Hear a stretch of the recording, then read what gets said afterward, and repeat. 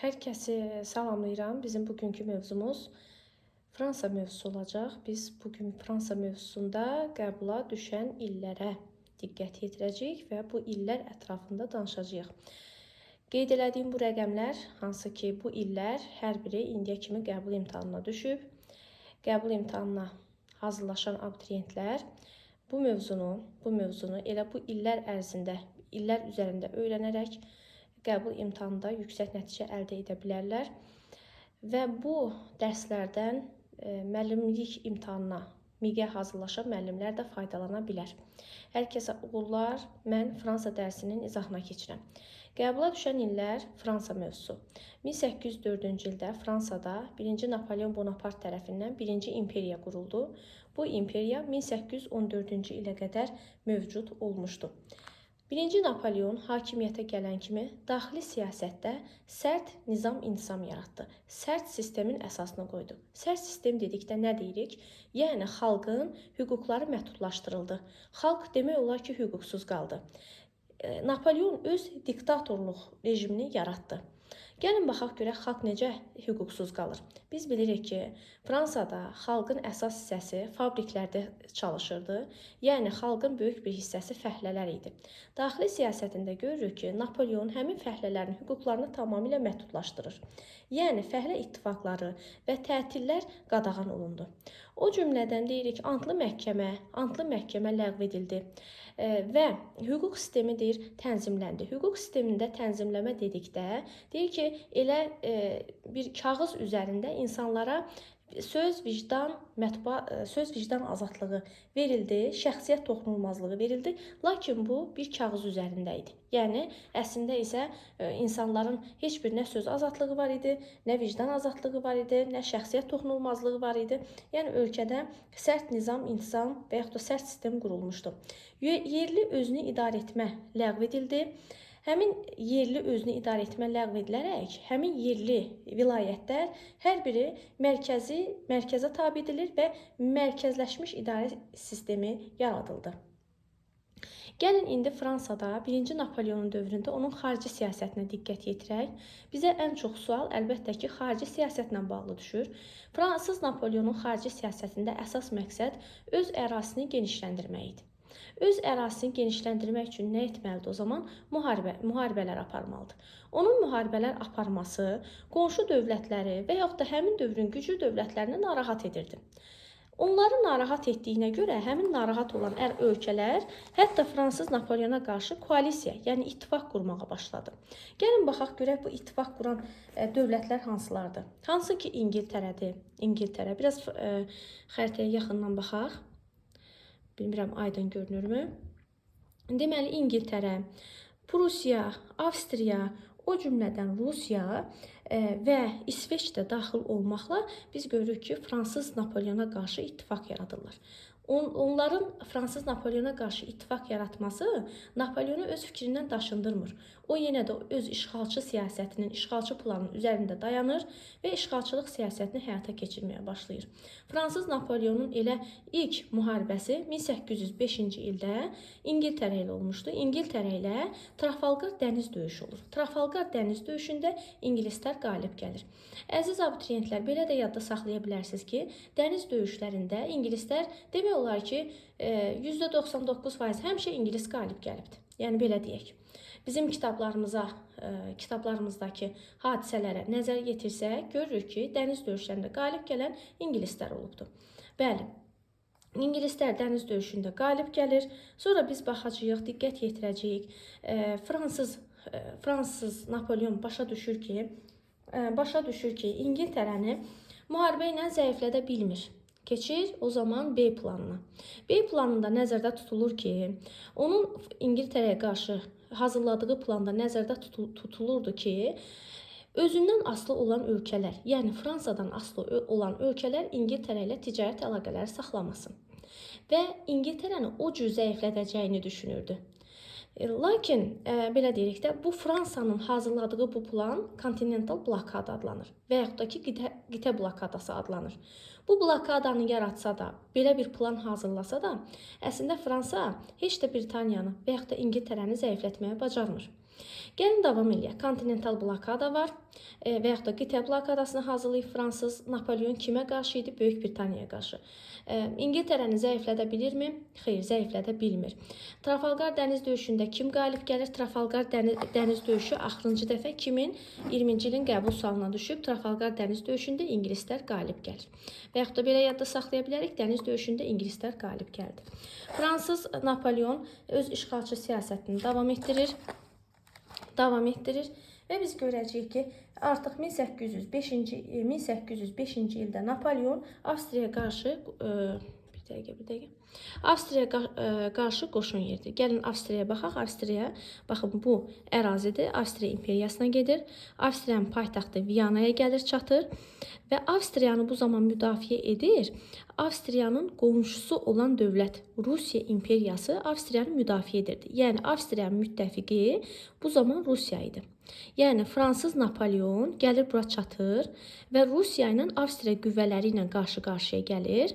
Austerlitz döyüşü olur 1805-ci ildə, lakin Austerlitz döyüşündə Rusiya və Avstriya qüvvələri məğlub olur. Yəni fransız Napolyon qalib gəlir. Baxın, fransız Napolyon bu döyüşdə 1805-də qalib gəlir. Yol onu haranı göstərir? Prusiyanı göstərir, elə deyilmi? Gəlir Prusiyaya, mərkəzi Berlini ələ keçirir və Prusiya ilə Prusiya kontinental blokadanı imzaladır. Yenə təkrar deyirik, kontinental blokada nədir? Kontinental blokadada nəzərdə tutulurdu ki, İngiltərə ilə ticarət əlaqələri saxlanmasın. Prusiya bununla razılaşır. Prusiya razılaşdıqdan sonra yol haranı göstərir? Rusiyanı göstərir və Rusiyaya 1807-ci ildə yürüş eləyir və 1807-ci ildə Rusları məğlub edir. Gəlin, baxın, yol haranı göstərir dedik? Rusiyanı. Gəlin elə burada dayanaq. Rusiya da bilir ki, anlayır ki, fransız təhlükəsi, Napolyon təhlükəsi gəlib öz ölkəsinə çatır. Elə o anda, bu zaman Rusiya ilə Osmanlı dövləti ittifaq yaradırlar. Yəni Osmanlı ilə Rusiya dövlətinin ittifaqı yönəlmişdi fransız Napolyona qarşı. Lakin bu ittifaqın yaradılması da və yaxud da ki, Rusiya ilə Osmanlının birləşməsi də yenə də fransız Napolyon yürüşlərinin qarşısını Rusiya ala bilmir, Osmanlı ilə yaxınlaşsa da. Və 1807-ci ildə Napolyon Tilsit Rusiyanı məğlub edərək 1807-ci ildə Tilsit müqaviləsini imzalayır. Tilsit müqaviləsinin şərtlərində deyilirdi ki, Rusiya Fransanın bayaq göstərdiyimiz, baxın, bu Avropadakı işğallarını tanımalıdır. Və Rusiya İngiltərə ilə ticarət əlaqələri saxlamalı deyil. Və bu şərtlərlə razılaşır. 1807-ci ildə beləliklə Tilsit müqaviləsi artıq imzalandı. Lakin biz burada bir məqama gəlin diqqət yetirək. Yenə də baxırıq kontinental blokadaya. Qitə blokadası. Qitə blokadasının mahiyyətini anladıq. İngiltərəyə qarşı yönəlmişdi. Fransa İngiltərəni bu kontinental blokada sayəsində zəiflədə bildimi? Xeyr, zəiflədə bilmədi. Əslində biz deyirik ki, bu biraz da Fransaya mənfi təsir göstərdi. Çünki Avropa ölkələri Fransadan mal almaq istəmirdilər. Öz ölkələrinə mal idxal eləmək istəmirdilər. Çünki fransız malları həm baha idi, həm də İngilis mallarının keyfiyyətindən keyfiyyəti daha az idi və buna görə Avropa ölkələri onu idxal eləmirdi və məcbur qalaraq Fransa həmin ölkələrə icazə verir ki, məhdud şəkildə İngiltərə ilə ticarət əlaqələri saxlasın. Yəni qitə blokadasını və yaxud da kontinental blokadanı fransız Napolyon müəyyən mənada yumşaldır, şərtlərini yumşaldır. 1807-ci ildə Rusiya ilə Tilsit müqaviləsi imzalanır. Tilsit müqaviləsindən sonra biz diqqət yetiririk ki, fransız Napolyon Rusiyaya yenidən gedir. Nəyə görə yenidən gedir? Ona görə ki, Rusiya Tilsit müqaviləsinin şərtlərini pozmuşdu. İngiltərə ilə ticarət əlaqələri saxlayırdı.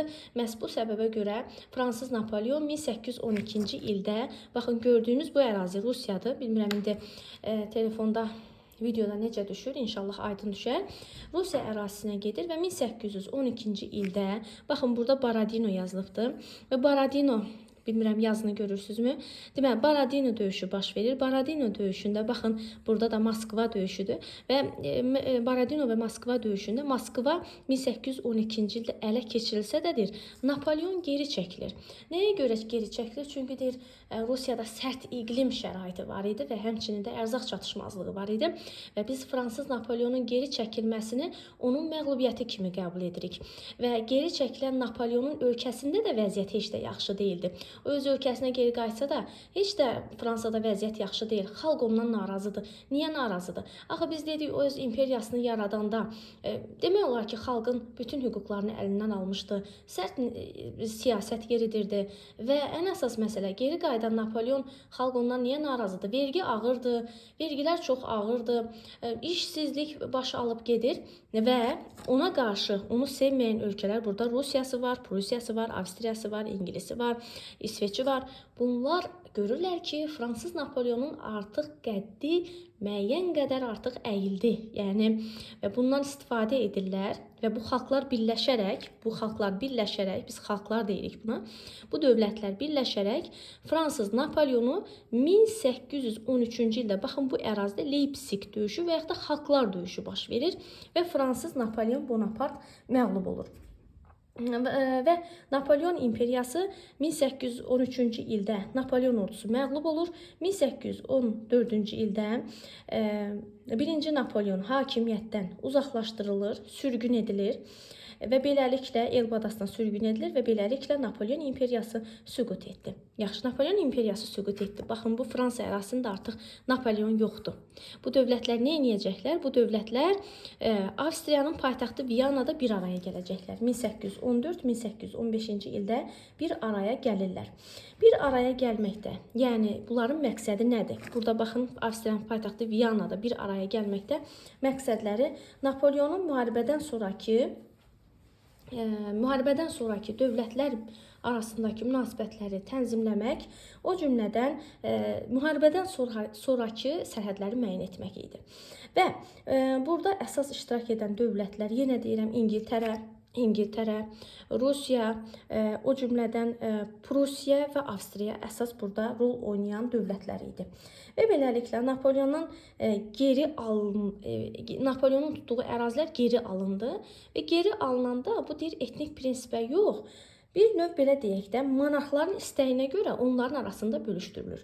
Hansı ki, Fransanın əvvəlki sərhədləri təmin olunur, Rusiyaya Polşa ərazisi verilir, Polşa Rusiyaya verilir, o cümlədən Prusiya Alman ittifaqı yaradılır, İngiltərə isə Malta, Seylon və Seylon adası və Afrikanın cənubu verilir.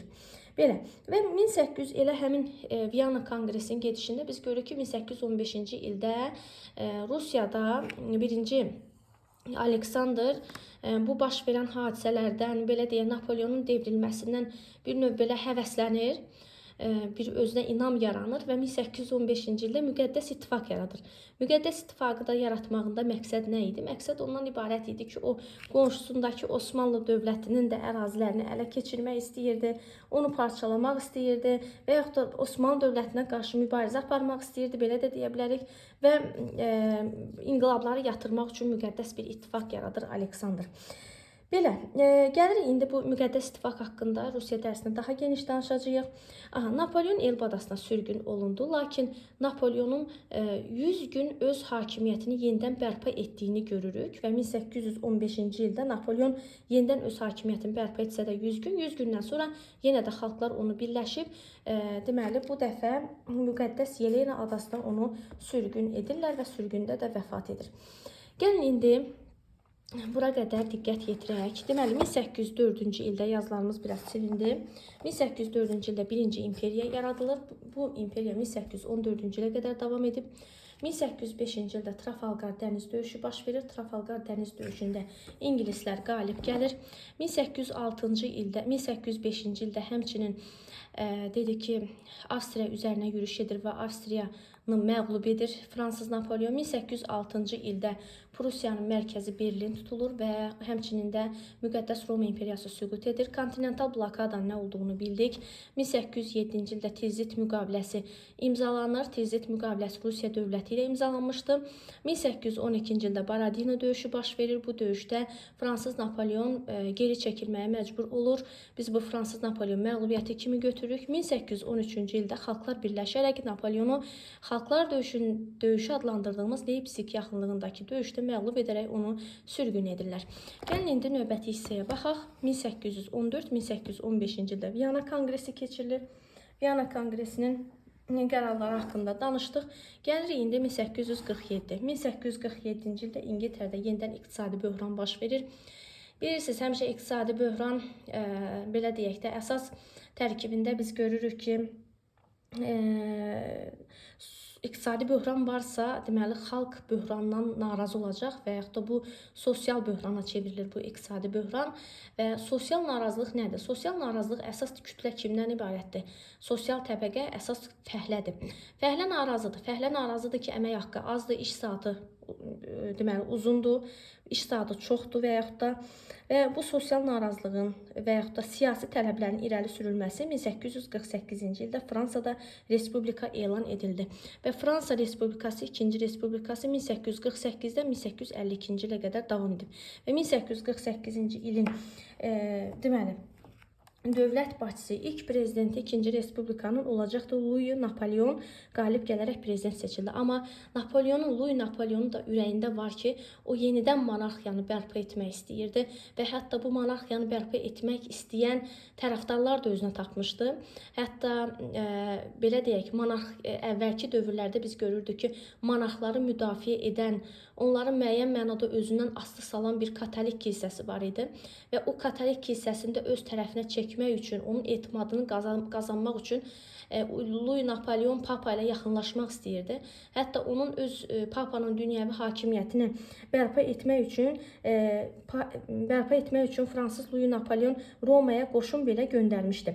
Və burada məqsədi nə idi? Əlbəttə ki, katolik kilsəsinin etimadını qazanaraq monarxiyanı bərpa etmək istəyirdi və 1852-ci ildə dövlət çevrilişi oldu və 3-cü Louis Napolyon öz istəyinə çatdı. O nə istəyirdi? O monarx olmaq istəyirdi.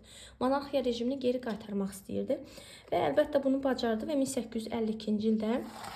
1852-ci ildə bunu yazmamışam, 1852-ci ildə 2-ci imperiya dövrü başlayır. Deməli, 1-ci imperiya dövrü oldu 1804-14, 2-ci imperiya dövrü, 1-ci imperiya dövrünün imperatoru kim idi? 1-ci Napolyon idi, Napolyon Bonaparte. 2-ci imperiya dövrünün ilk imperatoru kim oldu?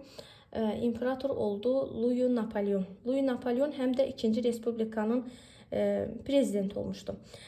Louis Napolyonun hakimiyyəti dövründə o burjuaziya arxalanırdı. Baxın, o burjuaziya arxalanaraq hegemonluq eləməyə çalışırdı. Xüsusən də belə deyək də Avropada hegemonluq eləməyə çalışırdı və onun məqsədi onu sevmədiyi, həmin dövrdə sevmədiyi dövlət də Rusiya dövləti idi.